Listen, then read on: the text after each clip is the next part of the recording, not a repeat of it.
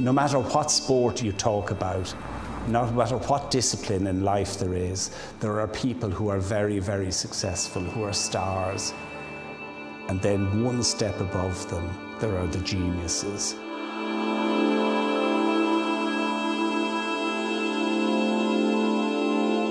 He contacted me to tell me that his then employer was giving up, and could he come to work with me. Jim isn't a man who dispenses praise very easily, but you also know any time he speaks about Aidan that he holds him in the highest regard. He was very quiet. He definitely was an older head on young shoulders. He had a mind like a sponge. Whether he knew at that time that he was storing it up for the ultimate job in racing, it's hard to tell.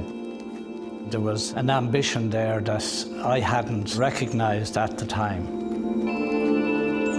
I probably could be gone into retirement if he had stayed. He told me he was thinking of going training, and I said, well, the basic requirement for any young trainer is to go and get himself a wife, because nobody is going to entrust him with high-value horses if they know he's going to be out carousing at 4 o'clock in the morning. I'm not suggesting for one moment that Anne-Marie married him to get him or to keep him, but I said that I would have gone to any length to keep him, short of marrying him. The one thing that struck me was his connection with the horse. There was almost the horse whisperer about Aidan at the time. John Magner either knew that or sensed that and was willing to put what was a huge organisation's reputation on the line and place it in the hands of a 26-year-old. For a young man who had a handful of big race successes in National Hunt racing under his belt, to go in there had to have been a daunting task. Yes, it looked a bold move, didn't it? But John Magner's made a lot of big decisions in his life, and they've proven to be very successful. I suppose he just saw that maybe there's a Vincent O'Brien lurking in this young man's head. Aidan has repaid that faith at least 270 times in Group 1 races. Chartreuse from Mick Kinane. Joyce Causeway has landed the car. The magic goes on to win the Oaks. Galileo, a brilliant winner of the Derby. 2005 when I started with Michael and John. Well done, you. And 180 odd Group 1 winners since then. In 11 years, it's pretty good going. So what can you say about the man? I'm sure he's exceeded even John Magner's expectations. It's Rock of Gibraltar, far side, Hawkwing, an explosive late run, but Rock of Gibraltar won it.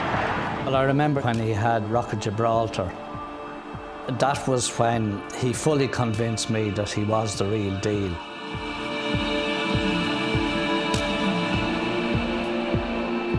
This man is not 100% committed to what he does. He is 200% committed.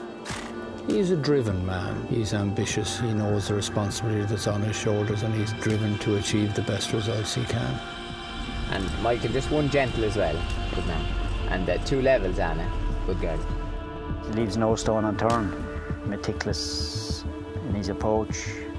Nothing goes amiss. He's just on top of everything, 24/7. He leaves nothing to chance. We have to keep focused, and everyone has to keep focused and not to take anything for granted at any stage. The small changes that he makes to horses and programs, things that some people wouldn't even consider a change, you know, so there's the minute details, I suppose, that can make a difference sometimes. They are an incredibly close family. We've seen that grow in the public domain even a little bit more with Joseph's emergence as a trainer. Mum and Dad and Granddad and Francis, they all had plenty of success from here, so there's no pressure. Everything comes from the trainer in a racing stable. That's, I'm sure, what Aidan is as good at as anybody. All right, Christopher. Good man, good man. All right, Darren. Good man, good man. All right, Darren. In Ballydoyle, he knows every lad by name. He knows their pedigree as well. People are relaxed. they enjoy their work, and that all stems from Aidan. Morning, Connor. How are you? Good man, Connor, good man. He's also had an effect on the breeding industry. Galileo and Aidan go hand in hand. They complement each other.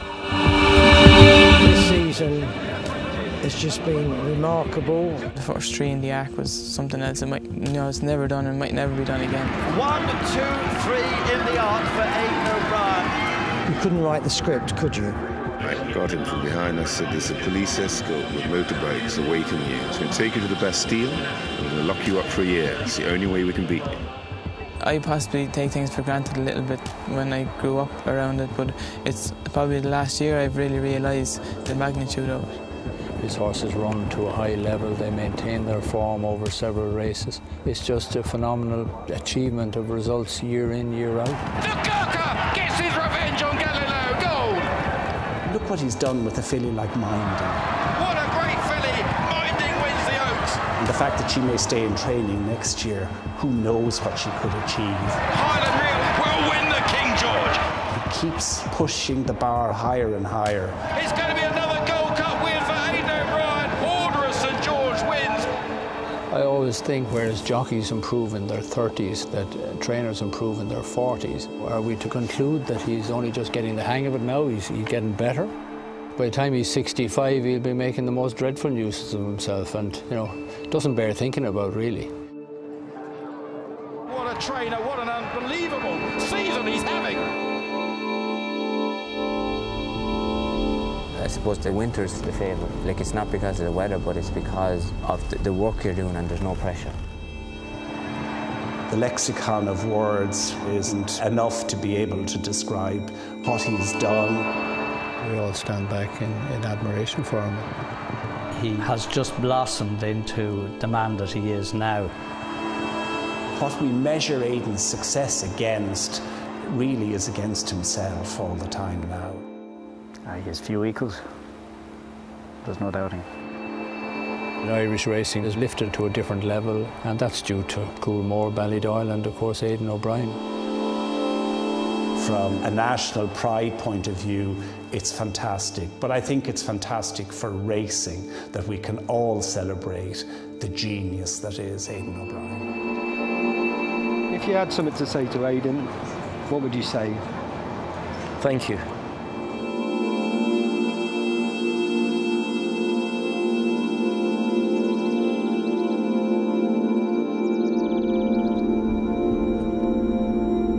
Myself and Anne-Marie and the lads, we're a very small part of a very big team, but we feel very privileged to be the small part we are. Obviously the lads are the best owners in the world, really. The confidence to have, like, for the last 20 years, and like day in, day out, they have the faith and confidence in everybody to go with everybody, and they never hold back. John is a very special man, very wise, very intelligent man. One of these people that when he speaks, like, you listen. He's very clever. I can't be thankful enough. There's a lot more people, a lot more deserving than us all the time, but like, we feel real privileged and delighted. Dear Aidan, thank you so much for receiving us today at Ballydoyle. It is a fantastic pleasure, a great honor to be with you and to present to you the Cartier Award of Merit in association with the Daily Telegraph.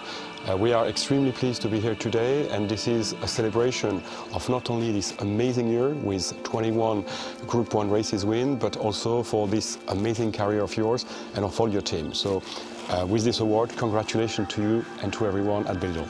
Thank you very much, Lauren. On behalf of Anne-Marie, myself, the lads and all our team here, I can't tell you how appreciative we are of it, how privileged we are to have won this award. Really privileged that you have come over to visit us, and thank you very much again, Lauren. Thank you, Aidan.